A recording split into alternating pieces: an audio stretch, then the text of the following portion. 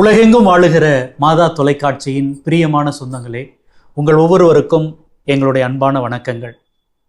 நம்முடைய மாதா தொலைக்காட்சி ஒவ்வொரு இல்லங்களுக்கும் வந்து ஆறுதலை, அன்பை, கடவுளுடைய உடனிருப்பை உணர்த்தி கொண்டே இருக்கிறது.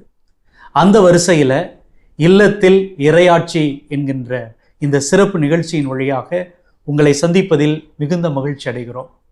இன்னைக்கு எந்த குடும்பத்தை பார்க்குறோம், எப்படிப்பட்ட மதிப்பீடுகளை அந்த குடும்பத்தினர் நம்மோடு பகிர்ந்து கொள்கிறார்கள் அப்படிங்கிறத பார்க்க தயாராகும். சென்னை பழஞ்சூரில் தன் குடும்பத்தினரோடு வசித்து வருகிறார் திரு கிறிஸ்டோபர்.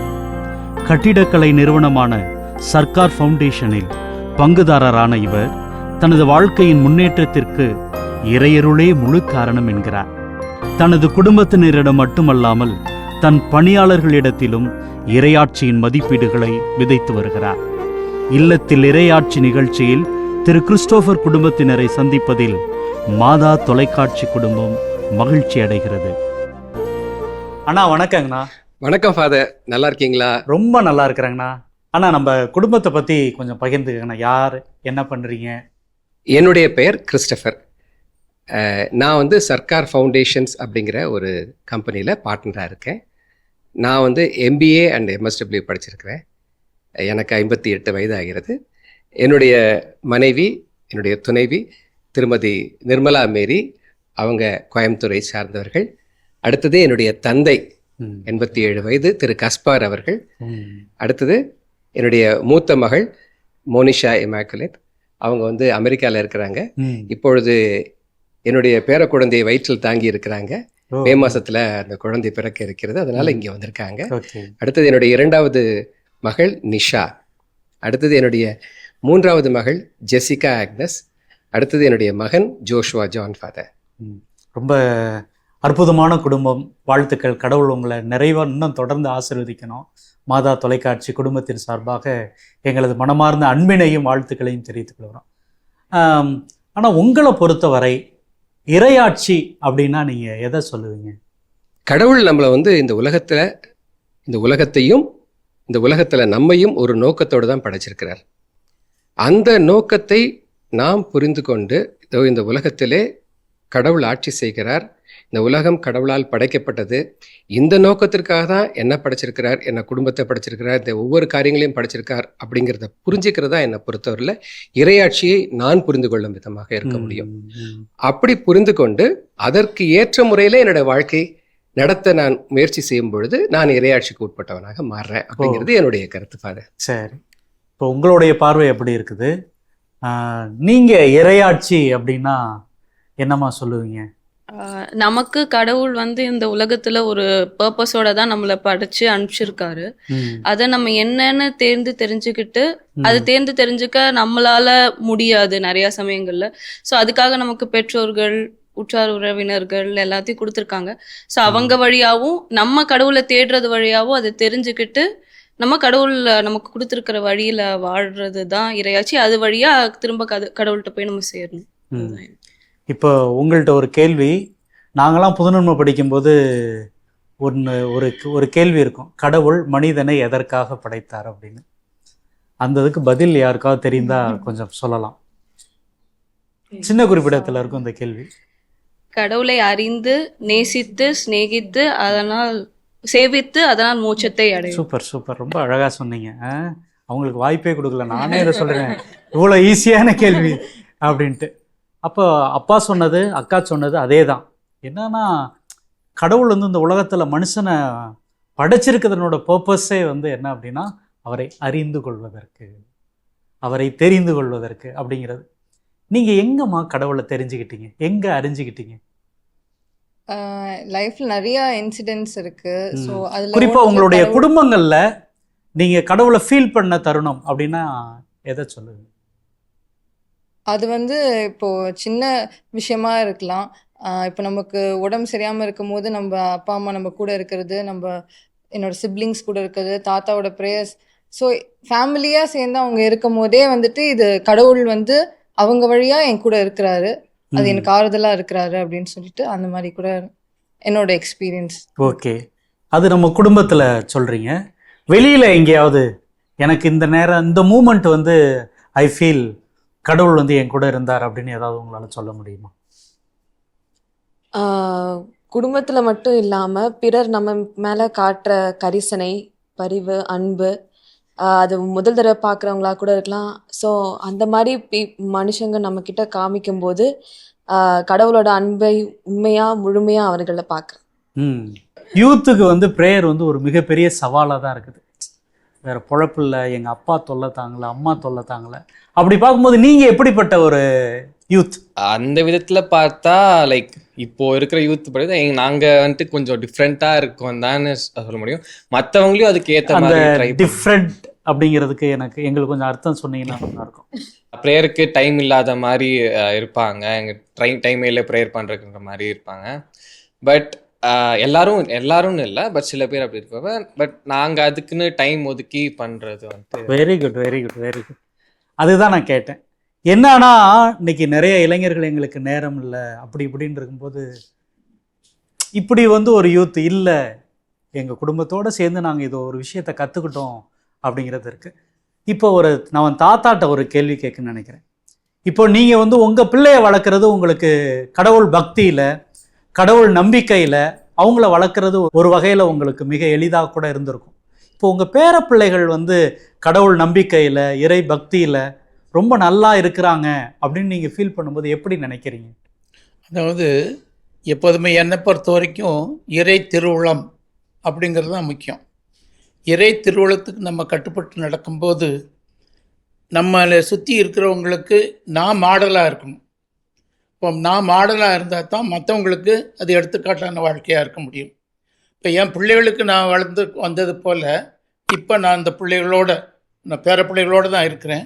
அப்போ என்னுடைய ஜெப வாழ்க்கை எப்படி இருக்குதோ அல்லது என்னுடைய அன்றாட வாழ்க்கை எந்த முறையில் இருக்குதோ அதை வந்து அவங்க பார்க்குறாங்க. அதன் வழியாக அவர்கள் வளர்க்கிறார்கள். அப்படி ஏதாச்சும் லேசாக இருக்குதுன்னு சொன்னால் தட்டி கொடுக்கறது தான்.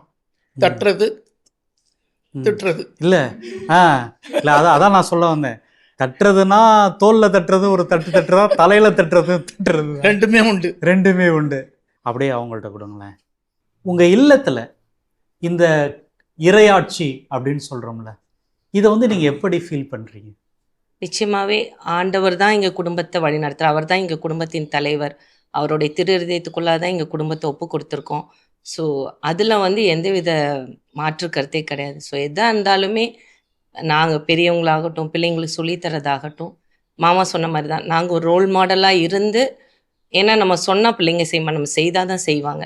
ஸோ அந்த மாதிரி தான் ஒவ்வொருத்தருமே நாங்கள் எங்களோட பர்சனல் ப்ரேயர் ஆகட்டும், நாங்கள் மற்றவங்கள்ட்ட பழகிறதாகட்டும், மற்றவங்களுக்கு உதவி செய்கிறதாகட்டும், அன்பு செய்கிறதாகட்டும், எல்லாமே வந்து ஒரு ஃபேமிலியாக இணைஞ்சு செய்யும்பொழுது அது பிள்ளைங்க பார்த்து நல்லா கற்றுக்குறாங்க. ஸோ இன்றைக்கி அந்த மாதிரி தான் பிள்ளைங்களும் வளர்ந்துட்டுருக்காங்க. பிள்ளைக்கு இப்போ கல்யாணமாகி திருமணமாகி அவளோட வீட்லேயும் அவள் அதை செய்கிறத பார்க்கும்பொழுது ரொம்ப சந்தோஷமாக இருக்குது. ஸோ இறையாட்சின்றது நம்ம குடும்பத்துலேருந்து தான் ஆரம்பிக்குது.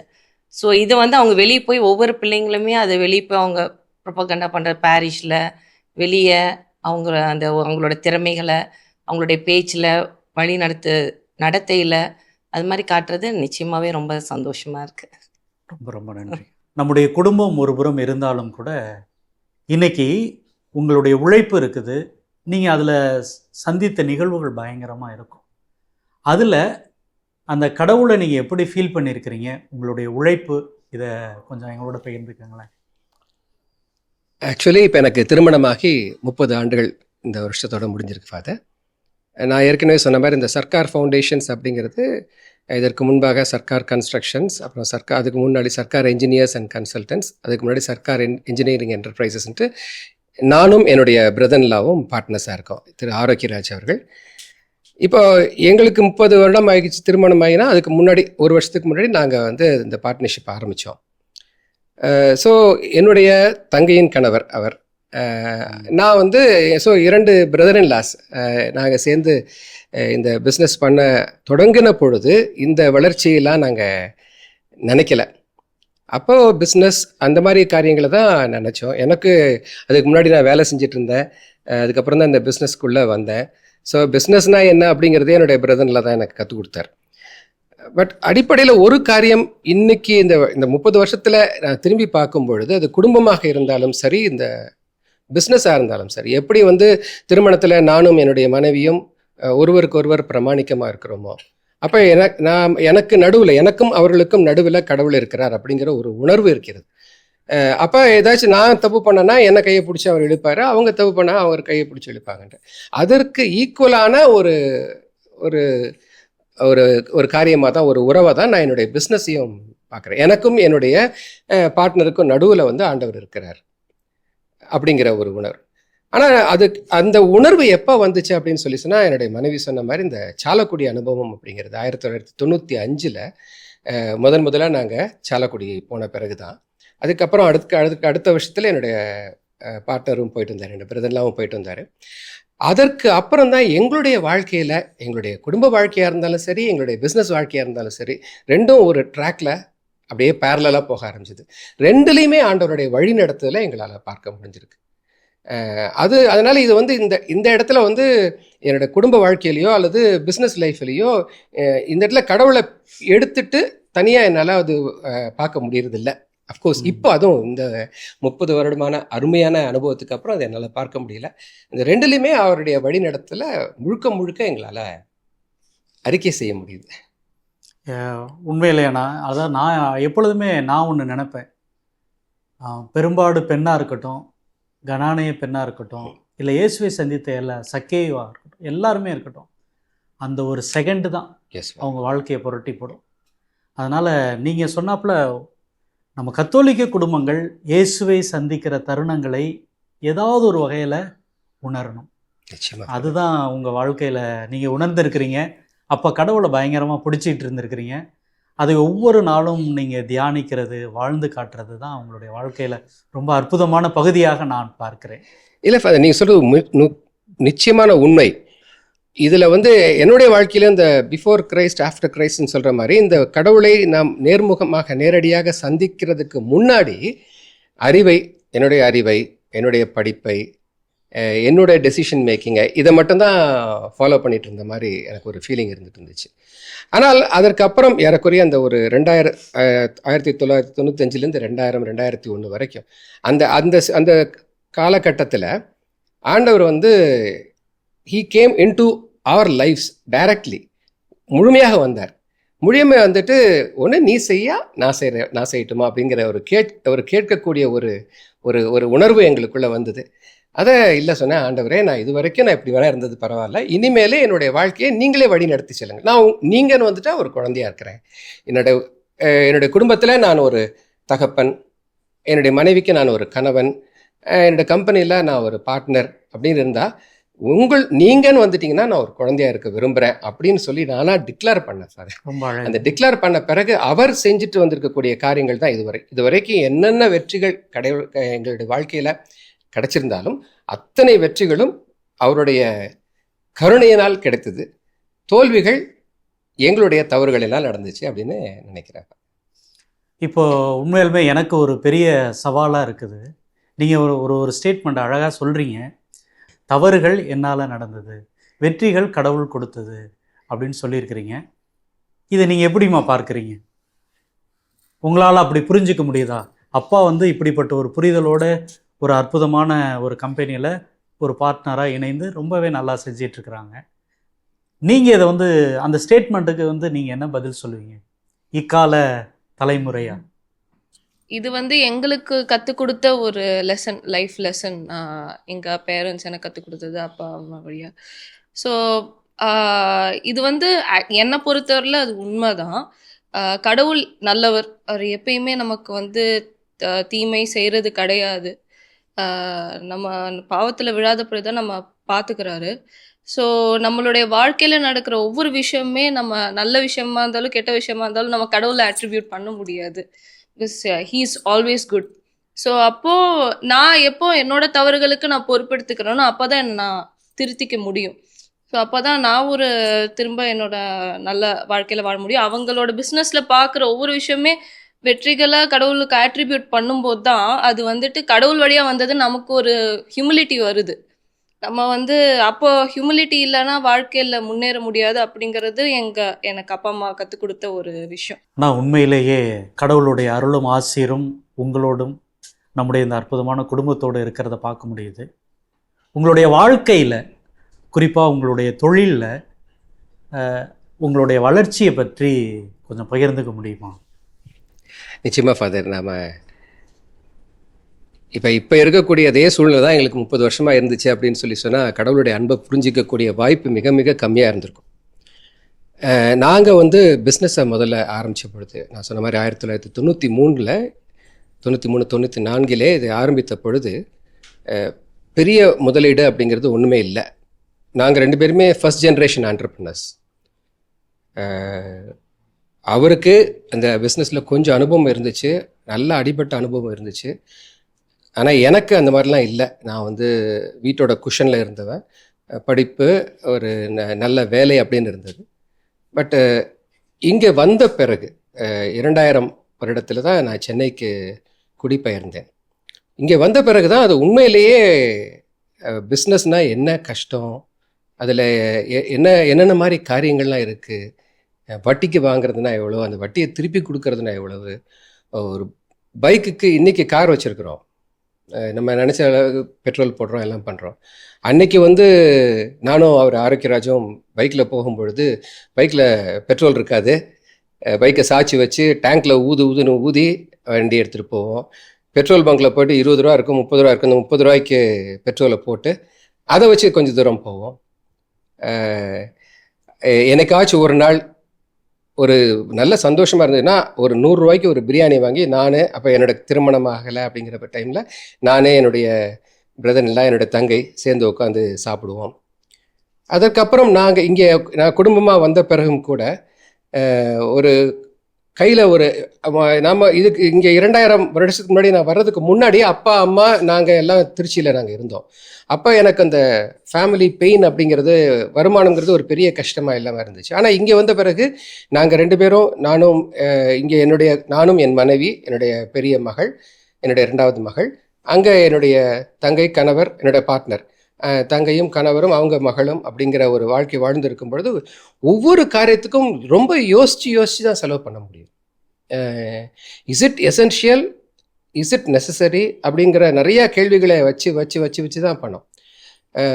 இன்னைக்கு அந்த கஷ்டமான சூழ்நிலையில் இருந்து ஆண்டவர் படிப்படியாக கொண்டு வந்தார். இன்றைக்கும் நான் வந்து அப்படி ஓவர் நைட் ஒரு நாளில் ஒரே நாளில் இதெல்லாம் நடந்துருச்சு அப்படிங்கிறத சொல்ல முடியாது. எத்தனையோ அடிகள், எத்தனையோ படிகள் இருந்திருக்கு. ஆனால் அத்தனை படிகள்லையும் அவர் கூட இருந்தாருங்கிறது தான் உண்மை. கடவுள் கூட இருந்தார் தான் உண்மை. இதை எல்லாத்தையும் சுமக்கிறதுக்கு அவர் தான் ஹெல்ப் பண்ணியிருக்கிறார். அதை கற்றுக் கொடுத்தார்.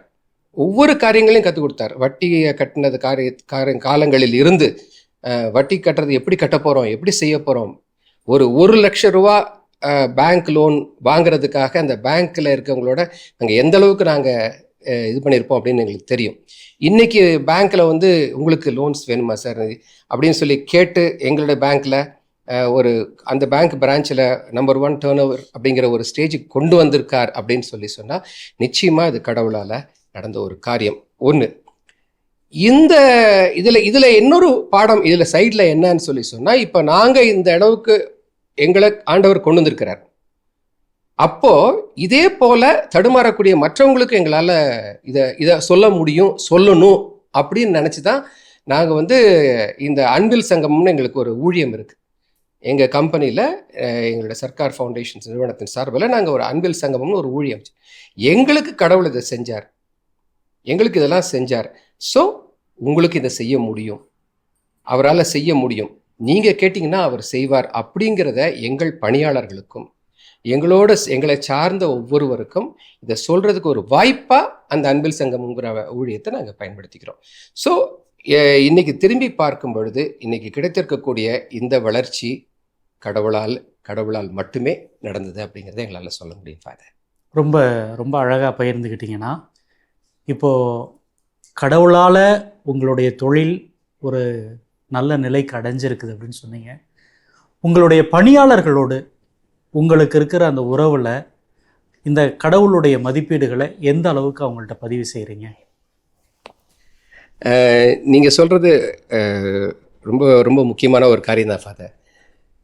நாங்கள் முதல்ல நாங்கள் இந்த மாதிரி ரொம்ப கஷ்டப்பட்டு மேலே வரும்பொழுது எங்களோடு பணி செய்த பணியாளர்கள், உடன் பணியாளர், ஸோ அவங்க எங்களுடைய இந்த வளர்ச்சியை பார்க்குறாங்க. எவ்வளோ கஷ்டப்பட்டா அவர் கடவுளுடைய உதவியால் எப்படி எங்களால் மேலே வர முடிஞ்சிச்சு அதையும் பார்க்கிறார்கள்.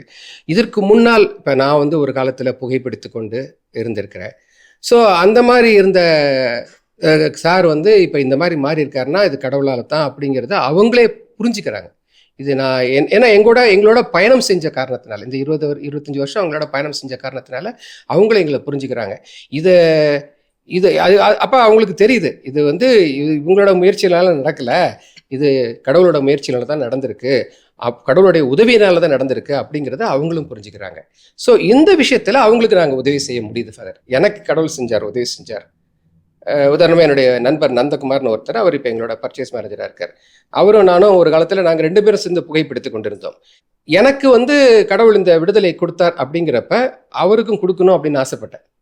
ஸோ அவருக்கும் ஒரு சூழ்நிலையில் அவரும் இந்த புகைப்பிடிக்கக்கூடிய பழக்கத்தை விட்டு வெளியில் வந்துட்டு அவர் சொன்னார் இது வந்து கடவுளால் தான் நடந்துச்சு அப்படின்னு அவரே சொல்லக்கூடிய ஒரு இது கிடைச்சிது. ஸோ இது வந்து ஒரு ஒரு ஒரு எங்களுடைய பணியாளர்களோட, எங்களோட உடன் பணியாளர்கள்னு சொல்லோட எங்களோட உடன் பணிபுரிபவர்களோட நாங்கள் செஞ்ச ஒரு காரியமாக கூட எடுத்துக்கலாம்.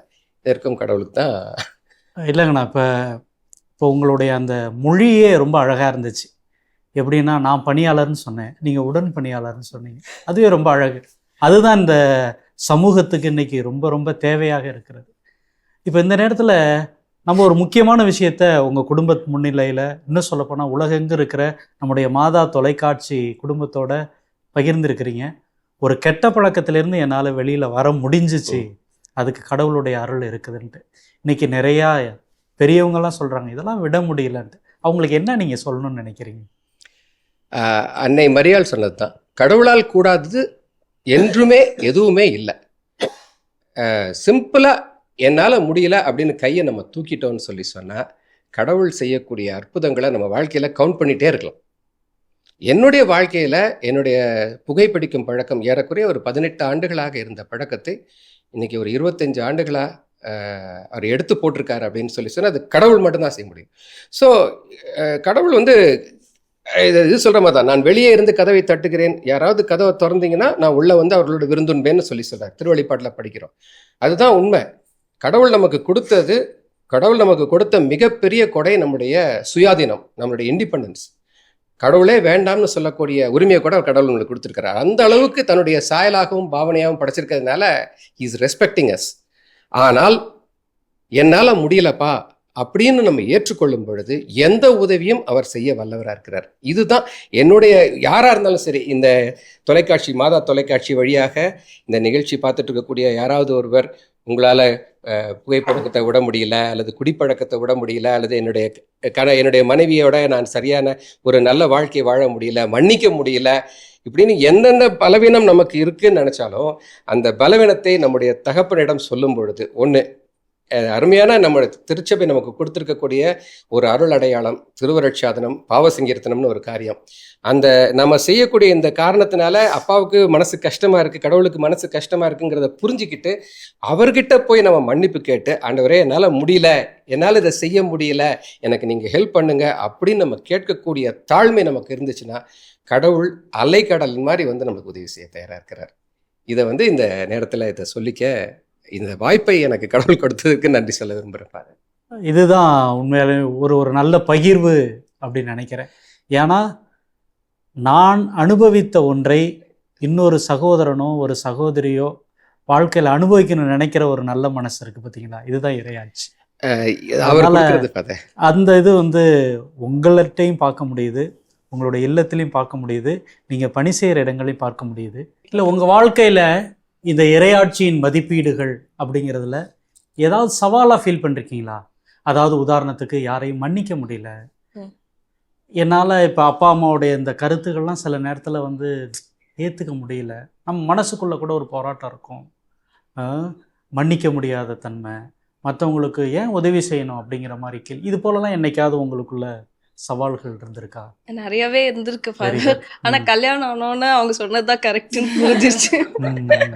ஏன்னா கல்யாணம் ஆகும்போது இந்த அன்பு, மன்னிப்பு, பகிர்வு, மத்தவங்க ஒரு இன்னொரு ஃபேமிலிக்கு போகும்போது அவங்கள அண்டர்ஸ்டாண்ட் பண்ணிக்கிறது எல்லாமே வந்துட்டு நமக்கு ஒரு புதுசான விஷயம்.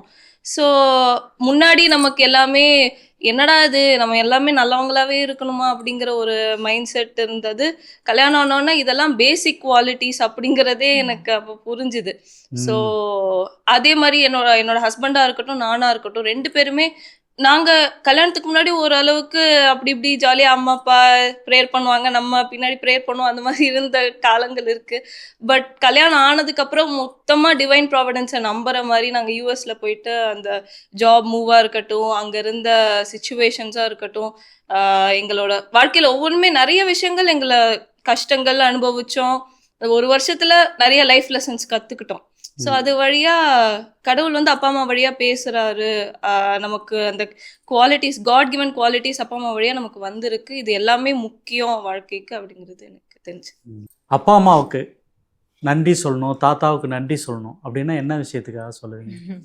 ஸோ அப்பா அம்மாவுக்கு அப்படின்னு பார்த்தீங்கன்னா எங்களுக்கு வந்துட்டு சின்ன வயசுலேருந்தே குவாலிட்டிஸ், அதாவது நல்ல பழக்கங்கள் அப்படின்னு சொல்லுவாங்கள்ல, அது வந்து எங்கள் அப்பா அம்மா வந்து ரொம்பவே சொல்லி கொடுத்துருக்காங்க. ஃபார் எக்ஸாம்பிள் எப்படி ஹியூமிலிட்டியோடு இருக்கணும் அப்படின்னு சொல்கிறதுக்கு சொல்லி கொடுக்கறது மட்டும் கிடையாது, அவங்க ரொம்ப அதில் வந்து எக்ஸாம்பிளாக இருக்கிறாங்க. அப்பா அம்மா ரொம்ப ஹம்பிள், ரொம்ப ப்ரேயர்ஃபுல், எல்லாத்தையும் ஈக்குவலாக ட்ரீட் பண்ணுவாங்க. அண்ட் மேஜராக ஒரு ஆஸ்பெக்ட் என்னென்னா ரெஸ்பெக்ட் பண்ணுவாங்க. பெருசாக இருந்தாலும் பெரியவங்களாக இருந்தாலும் சரி, சின்ன பையனாக இருந்தாலும் சரி, ரெஸ்பெக்ட் பண்ணி நடப்பாங்க. இது வந்து தாத்தா, அப்பா, அம்மா 3 பேருமே இதில் வந்து ஈக்குவலாக இருக்காங்க. ஸோ அது வந்து எங்களுக்கு அப்படியே பாஸ் ஆன் பண்ணியிருக்காங்க. ஐ திங்க் நாங்களும் அதை ஃபாலோ பண்ணிட்டு இருக்கோம்னு நினைக்கிறேன். கொஞ்சம் மிஸ் ஆனால் நாங்கள் வருங்காலத்தில் இன்னும் நல்லா கரெக்டாக ஃபாலோ பண்ணுவோம். ஸோ இந்த குவாலிட்டிஸ் எங்களுக்கு பாஸ் பண்ணதுக்கு we are very grateful and thankful. நான் என்ன நினைப்பேன்னா, இதுதான் கத்தோலிக்க விசுவாசம். ஒரு தாய் தந்தை எப்போ அவங்க அம்மா அப்பாட்ட இருக்கிற நல்ல குணங்களை தன்னுடைய குழந்தைகளோடு பகிர்ந்து கொள்கிறார்களோ அதுதான் ஒரு அற்புதமான கத்தோலிக்க குடும்பம். அது வந்து நம்ம இந்த குடும்பத்தில் அண்ணன் கிறிஸ்டோஃபருடைய குடும்பத்தில் பார்க்கும்போது உண்மையிலே ரொம்ப நெகிழ்ச்சியாக இருக்கிறது. நம்முடைய மாதா தொலைக்காட்சியில் இருக்கிற எல்லா குடும்பங்களும் இந்த வரிசையில் தான் பயணிக்கணும் அப்படின்னு நாங்கள் விரும்புகிறோம். இப்போ சொல்கிறாங்க இப்படி குடும்பம், இப்படி என்னத்த வாரி கட்டிக்க போகிறோம், இருக்கிறத ஜாலியாக இருந்துட்டு போகலாமே, அப்படி என்னைக்காவது ஃபீல் பண்ணியிருக்கிறீங்களா? உங்களுடைய ஃப்ரெண்ட்ஸ் அப்பா அம்மா இருக்கிறதெல்லாம் மறந்துடுங்க, அவங்களாம் மறந்துடுங்க, நம்ம 2 பேரும் பேசி அப்படி ஃபீல் பண்ணியிருக்கிறீங்களா? வெளியில் நல்லா தானே இருக்கிறாங்க, என்ன பெரிய மன்னிக்கணும், என்ன மற்றவங்களோட பகிர்ந்துக்கணும், என்ன ப்ரேயர், எல்லாமே நல்லா தானே இருக்கிறோம். அப்படி என்னைக்காவது நீங்கள் ஃபீல் பண்ணியிருக்கிறீங்களா? அதுக்கு இந்த 2க்கும் இடையான ஒரு போராட்டம் உங்களுக்குள்ள வாழ்க்கையில் மீட் பண்ணியிருக்கிறீங்களா? இருந்திருக்கு ஃபாதர். லைக் எப்படின்னா வந்துட்டு மொத்தமாக வந்துட்டு ப்ரேயர் இக்னோர் பண்ணிட்டும் இல்லாமல் மொத்தமாக இது இல்லாமல் இன்டர்மீடியட்டாக இருந்திருக்கேன் நான். மற்றவங்களும் தான் இப்போது காலேஜுக்கு போனாலும் சரி, எல்லாரும் நல்லா தானே இருக்காங்க, எல்லாரும் ஒன்றும் கிறிஸ்டியன்ஸ்லாம் இல்லையே, எல்லாரும் நல்லா தானே இருக்காங்க, அவங்க போக்கில் அவங்க நல்லா தானே இருக்காங்க அப்படிலாம் தோணும். ஆனால் அதே சமயம் வந்துட்டு பட் நமக்கு கிடைக்கிற அவுட்புட்டுங்கிறது வேறு, நம்ம ப்ரேயர் பண்ணி கிடைக்கிற அவுட்புட்ன்றது வேறு, பட் அவங்களுக்கு கிடைக்கிற அவுட்புட்ன்றது வேறேன்னு தெரியும் போது நம்ம ப்ரேயர் லைஃப்பில் இன்னும் ஸ்ட்ராங் ஆகிற மாதிரி எனக்கு ஒரு ஃபீல் இருக்குது சார். வெரி குட், ரொம்ப அழகாக சொன்னீங்க. இதுதான் அந்த அவுட்புட். ஒரு நல்ல கத்தோலிக்க இளைஞராக வளருகிற பொழுது அவங்களுக்கு ஒரு நல்ல அவுட்புட் இருக்குது அப்படிங்கிறதுக்கு ஜோஷுவா தன்னுடைய வாழ்க்கையை வந்து ஒரு மாடலாக இங்கே நிறுத்துறாரு. இதுதான் ஒரு கத்தோலிக்க குடும்பத்தில் இருக்கிற இளைஞர்கள் உணர வேண்டிய ஒரு அற்புதமான செய்தியாக நான் பார்க்குறேன். இப்போது நீங்கள் இந்த இறையாட்சியின் மதிப்பீடுகள் உங்களோட ஃப்ரெண்ட்ஸோடு இருக்கும் பொழுது அவங்க ஏதாவது சொல்லுவாங்க, என்னடி இந்த காலத்தில் இப்படி சொல்லுவாங்க, அதாவது எங்கள் காலத்துலலாம் சொல்லுவாங்க சரியான பழமாக இருக்கிற அப்படிம்பாங்க, அது போலலாம் உங்கள் ஃப்ரெண்ட்ஸ் உங்கள்கிட்ட பேசுவாங்களா? நீங்கள் அதெல்லாம் எப்படி அவங்கள்ட்ட எப்படி டேக்கிள் பண்ணுறீங்க, கொஞ்சம் சொல்லி கொடுங்களேன். நிறைய இருக்குது ஃபாதர், நிஜமா. நான் ஸ்கூல்லேயும் சரி, இப்போ காலேஜில் இருக்கிறப்பயும் சரி, எஸ்பெஷலாக காலேஜில் இருக்கிறப்போ ரிலிஜனை பற்றி பேசணும்னு சொன்னாலே நிறைய பேர் வெட்கப்படுவாங்க. இல்லை இது தேவையில்லை, கடவுளுங்கிறது தேவையில்லை, அவர் அங்கே இருக்காரு நம்ம இருப்போம் அப்படின்னு இருப்பாங்க. ஆனால் உண்மையாகவே என்னை பொறுத்த வரையில் கடவுள் தான் என்னோட லைஃப்பில் ஒரு முக்கியமான பார்ட். அவர் இல்லைன்னா நான் இல்லை அப்படிங்கிற ஃபெய்த்தில் வந்து நான் ஸ்ட்ராங்காக இருக்கேன். அதுக்கு முழு காரணம் என்னோட பெற்றோர்கள்லாம், நான் என்னை வளர்த்த விதம். அதனால என்னால் எந்த காரணத்துக்கு கொண்டும் கடவுளையோ இல்லை கத்தோலிக்க திருச்சபையை பற்றி பேசும்போது என்னால் விட்டு கொடுக்கவே முடியாது ஃபாதர். ஸோ அப்படி அவங்க சொன்னால் கூட நான் அவங்கள என்னால் முடிஞ்ச அளவு நான் புரிய வைப்பேன் ஃபாதர். அந்த மாதிரி ஏன் கடவுள் என்னோட வாழ்க்கையில் ஒரு முக்கியமான பார்ட், ஏன் அவர் இல்லைன்னா நம்ம இல்லை அப்படிங்கிறத நான் என்னால் முடிஞ்ச அளவுக்கு என் ஃப்ரெண்ட்ஸ்க்கோ அந்த மாதிரி சொல்கிறவங்களுக்கும் முடிஞ்ச அளவு புரிய வைப்பேன். Super super. ஆனால் உங்களுடைய மனைவியார்கிட்ட, உங்களுடைய பெற்றோர்கிட்ட உங்களுக்கு ரொம்ப பிடிச்ச கடவுளுடைய மதிப்பீடு அப்படின்னா நீங்கள் என்னத்த சொல்லுவீங்க? என்னுடைய அப்பாட்ட அப்படின்னு நீங்கள் எடுத்துக்கிட்டிங்கன்னா தெய்வ பயம் அப்படிங்கிற ஒரு விஷயம். சின்ன வயசில் அவங்க வந்து சொல்லக்கூடிய ஒரு அதிகமாக சொன்ன வார்த்தையே அந்த வார்த்தையை தான் இருந்திருக்கும். அப்போது உங்களுக்கு தெரியும், இளைஞராக இருக்கும் பொழுது நிறைய காரியங்கள் நம்ம அப்படி இப்படி இருப்போம். ஆனால் அந்த தெய்வ பயம் அப்படிங்கிற ஒரு காரியத்தை சரியாக புரிஞ்சிட்ட பிறகு அது என்னுடைய வாழ்க்கையில் மிக அருமையாக என்னை வழிநடத்துறதை என்னால் பார்க்க முடிஞ்சிச்சு. ரெண்டாவது, என்னுடைய தாயார், அவங்க வந்து 15 வருடங்களுக்கு முன்னே இறந்துட்டாங்க, மிஸ்ஸஸ் மேரி கோரினா அப்படின்னு சொல்லிட்டு. அவங்கள பொறுத்தவரையில் கடவுள் காரியத்தில் அவங்க காட்டின வைராக்கியம், அது கோயிலுக்கு செல்வதாக இருக்கட்டும், அவங்க கொயரில் இருந்ததாக இருக்கட்டும், ஒழுக்கத்தில் நாங்கள் வளரணும், நானும் என்னுடைய தங்கையும் ஒழுக்கத்தில் நாங்கள் வளரணும், இந்த குடும்பம் வந்து கடவுளுக்கு ஏற்ற முறையில் இருக்கணும் அப்படிங்கிறதுல அவங்க காட்டின வைராக்கியம், இது ரெண்டும் எனக்கு மிக மிக பிரயோஜனமாக இருந்தது.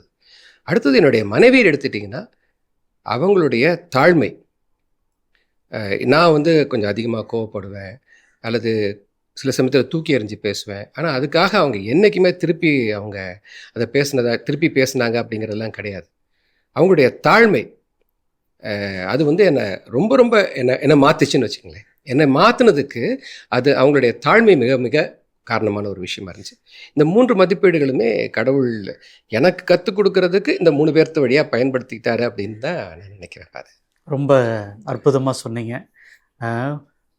ஒரு நல்ல குடும்பம் எங்கேருந்து தொடங்குது அப்படின்னா தாயினுடைய பக்தி, தெய்வ பயத்தில் இருந்து தொடக்கம். ஞானத்தின் தொடக்கமே தெய்வ பயம் அப்படின்னு நம்முடைய திரு விவிலியத்தில் பார்க்குறோம். அது நம்முடைய குடும்பத்தில் கிடைச்சிருக்குது. உங்களுக்கு துணைவியார் அப்படி உதவி செஞ்சுருக்காங்க. உங்களுக்கு உங்களுடைய கணவர்கிட்ட ரொம்ப பிடிச்ச ஒரு குவாலிட்டி, ஒரு செயல் அப்படின்னா எதை நீங்கள் சொல்லுவீங்க? ஃபஸ்ட்டு ப்ரையாரிட்டி வந்து ப்ரேயர், கடவுள் தான் ஃபஸ்ட்டு. ஸோ அதுதான் ஃபஸ்ட்டு அவங்க வச்சுப்பாங்க எப்போவுமே ஃபேமிலியில். அடுத்தது வந்துட்டு அவங்களோட லீடர்ஷிப் பிடிக்கும். வீட்லேயும் சரி, கம்பெனியில் எங்கே இருந்தாலுமே அவங்களோட லீடர்ஷிப் நல்லாயிருக்கும். அடுத்தது அவங்களோட டிசிப்ளின், எல்லாத்துலேயுமே ஒரு டிசிப்ளினாக இருப்பாங்க. மார்னிங்லேருந்து அவங்க ஒரு ஷெட்யூல் போட்டு கரெக்டாக ஒர்க் பண்ணுவாங்க. ஸோ அது ரொம்ப பிடிக்கும். அடுத்தது அவங்களும் பயங்கர ஹியூமிலிட்டி. அவங்க எவ்வளோ தான் படிச்சிருந்தாலும் அது பண்ணாலும் மற்றவங்கள ரெஸ்பெக்ட் பண்ணுறதாகட்டும், மற்றவங்கள கேர் பண்ணுறதாகட்டும், அந்த அன்பு செய்கிற எல்லாருக்குமே, அது யாராக இருந்தாலுமே, பாரிஷில் இருந்தாலும் சரி, வீட்டில் உறவுகள், நம்ம கம்பெனி, எல்லா இடத்துலையுமே அவங்க வந்துட்டு ரொம்ப எல்லாத்தையுமே மதித்து நடப்பாங்க. ஸோ அது எனக்கு ரொம்ப பிடிக்கும். அப்பா, ஒரு கத்தோலிக்க குடும்பம்னா எப்படி இருக்கணும் அப்படின்னு நினைக்கிறீங்க? தினமும் குடும்ப ஜபம், தனிப்பட்ட ஜபம், இது மிக மிக அவசியம். அன்னையினுடைய பரிந்துரையை நாம் அன்றாடம் கேட்க ஜெபமாலை சொல்வது மிகவும் முக்கியமானது. இதை தவிர்த்து திருப்பலிக்கு என்றும் எப்பொழுதும் வாய்ப்பு கிடைக்கும் போதெல்லாம் போக வேண்டும். பாவ சங்கீர்த்தனம் செய்வதில் அக்கறையும் ஆர்வமும் தொடர்ந்து செயல்பட வேண்டும். இறை சித்தம், இறை அருள் என்றும் எப்போதும் நம்மோடு இருக்கிறது என்ற அந்த உணர்வு நம்மை உந்தி தள்ள வேண்டும். ரொம்ப அழகு. நீங்கள் சொல்லுங்கள், நீங்கள் ஒரு கத்தோலிக்க குடும்பம் எப்படி இருக்கணும்னு நினைக்கிறீங்க? ஒரு கத்தோலிக்க குடும்பன்றது ஜபத்தால் கட்டப்பட்டிருக்கணும். கண்டிப்பாக எந்த குடும்பத்தில் ஜெபம் இருக்கோ அந்த குடும்பம் நிச்சயமாக நல்லாவே வரும். அடுத்தது எனக்கு பிடிச்சது வந்து அந்த மத்தேயு 6:33. ஸோ முந்த அவருடைய ராஜ்யத்தையும் அவருடைய நீதியும் தேடும் பொழுது மற்ற அனைத்தும் நம்மளுக்கு கூட்டி சேர்த்து கொடுக்கப்படும். ஸோ நம்ம எப்போவுமே முந்த ஆண்டவருடைய ராஜ்யத்தை ஒவ்வொரு நாளும் நம்ம தேடும் பொழுது நிச்சயமாக அந்த உலக பிரகாரமான எல்லா காரியங்களும் நம்மளுக்கு தேவையான நேரத்தில் கடவுள் தருவார் அப்படின்றது தான் என்னுடைய நம்பிக்கை. ரொம்ப நன்றி. கத்தோலிக்க குடும்பம் அப்படிங்கிறது என்னை பொறுத்தவரையில் நமக்கு எந்த சூழ்நிலையிலையும் உதவி செய்ய கடவுள் தயாராக இருக்கிறார் அப்படிங்கிற ஒரு நம்பிக்கை. நம்ம செல்ல வேண்டிய பாதையிலே நமக்கு வழிகாட்டுறதுக்கு நிறையா புனிதர்களுடைய வாழ்க்கை எக்ஸாம்பிளாக இருக்குது. திருக்குடும்பத்தின் வாழ்க்கை நம்மளுக்கு ஒரு உதாரணமாக இருக்குது அப்படிங்கிறத நம்ம புரிஞ்சுக்கிட்டு அதில் இருக்கக்கூடிய அந்த புனிதர்களின் சமூக உறவை விசுவசிக்கிறேன்னு சொல்கிறேன் இல்லைங்களா, அதில் இருக்கக்கூடிய நம்பிக்கை. அடுத்தது எனக்கு கிடைத்த நன்மை என்னை சுற்றி இருக்கவங்களுக்கும் கிடைக்கணும் அப்படிங்கிற ஒரு ஆசை. இது மூணும் இருக்கிறது தான் கத்தோலிக்க குடும்ப வாழ்க்கைன்னு நான் நினைக்கிறேன். எனக்கு ஒரு கேத்தலிக் ஃபேமிலியாக நான் எப்படி வாழணும்னு நினைக்கிறேன்னா, ஃபஸ்ட்டு எல்லாத்துக்கும் காடை முன்னிறுத்தி வாழணும். கடவுளுடைய அந்த ப்ராவிடன்ஸை நம்பி நம்ம வாழும்போது நமக்கு தேவையானது எல்லாமே கிடைக்குது அப்படிங்கிறது தான் ஒரு கேத்தலிக்கோட ஃபெய்த். அந்த லவ் ஃபார் காட் வழியாக நம்ம சுற்றி இருக்கிற எல்லாத்துக்கும் அந்த லவ்வை நம்ம பகிர்ந்துக்கும் போது நம்மளுடைய லைஃப் வந்து ஒரு பியூட்டிஃபுல்லாக அமையுது. எதுவுமே நமக்கு செல்ஃபிஷாக இல்லாமல் இருக்கிறது தான் கடவுள் வந்து செல்ஃப்லெஸ்ஸாக இருக்கிறத விரும்புகிறார். ஸோ அதை வந்து ஒரு கேத்தலிக்காக நான் வந்து கடைப்பிடிக்கணும்னு ஆசைப்படுறேன் என் ஃபேமிலியில். சூப்பர் சூப்பர், அழகு. என்னை பொறுத்த வரைக்கும் ஒரு கேத்தலிக் லைஃப் அப்படின்னு பார்த்தா லவ் அண்ட் ஃபர்கிவ்னஸ், இது ரெண்டும் இருந்தாலே வந்துட்டு நம்ம பேசிக்காக கிறிஸ்டியன் லைஃப் அதுதான். நம்ம வந்து நம்மளை அன்பு செய்கிற மாதிரி மற்றவங்களையும் அன்பு செய்யணும். We should also love our enemies, ஒரு ஸ்டெப் முன்னாடி போகிறது. ஃபர்கிவ்னஸ், நம்ம வந்துட்டு நம்மளை மன்னிக்கிறத போல் நமக்கு தீங்கு செய்கிறவங்களையும் நம்ம மன்னிக்கணும். ஸோ இது ரெண்டு இருந்தாலே நம்ம வந்து பர்ஃபெக்டான கேத்தலிக் லைஃப் வாழ்கிறோம் அப்படின்னு சொல்லி. என்னை பொறுத்த வரைக்கும் ஒரு கத்தோலிக்க குடும்பம்ல இருக்க வேண்டியது அவங்க 2 பேர் சொன்ன மாதிரி தான் ஃபாதர், அன்பு. அதுவும் சாதாரண அன்பு இல்லை, கடவுள் நம்மளுக்கு காமிச்ச அந்த அகாப்பே அன்பு. அதாவது love of and from God. கடவுள் வந்து தன் ஒரே மகனை அளிக்கும் அளவுக்கு அன்பு கொண்டு இருந்தார் இந்த உலகத்து மேலே.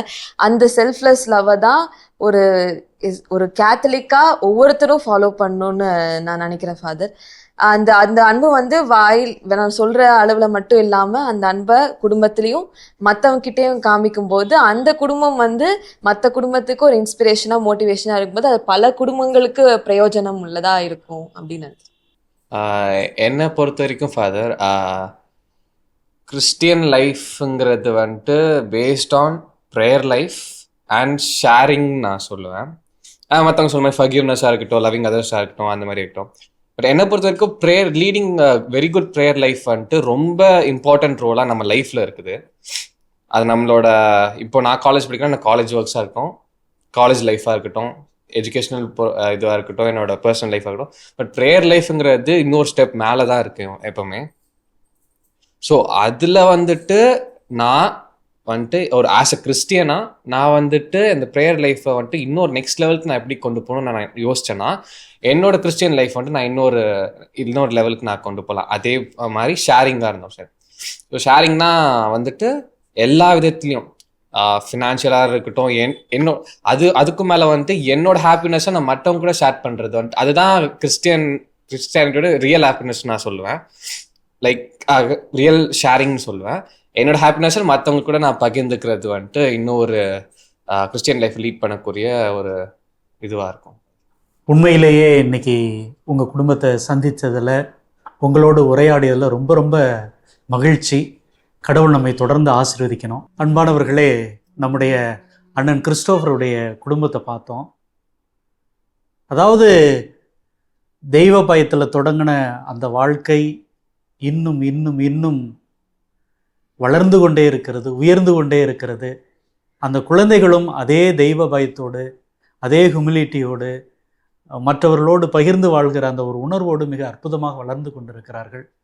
கடவுள் இவர்களது அந்த இறை மதிப்பீடுகளை இவர்களது உள்ளத்தில் தொடர்ந்து இருத்தி மிக அற்புதமாக வழிநடத்தி கொண்டிருக்கிறார் அப்படிங்கிறத பார்க்கிற பொழுது நமக்கும் இப்படிப்பட்ட ஒரு வாழ்க்கை அமையணும் அப்படிங்கிற ஒரு எண்ணம் தோன்றுகிறது. தொடர்ந்து இந்த குடும்பம் இறைவனுடைய அருளால் ஆசிரால் நிரப்பப்படணும். மாதா தொலைக்காட்சி குடும்பத்து சார்பாக நம்முடைய மனமார்ந்த வாழ்த்துக்களை, நன்றிகளை தெரிவித்துக் கொள்கிறோம். தேங்க்யூ. இயேசுவுக்கே புகழ், இயேசுவுக்கே நன்றி. மரியே வாழ்க.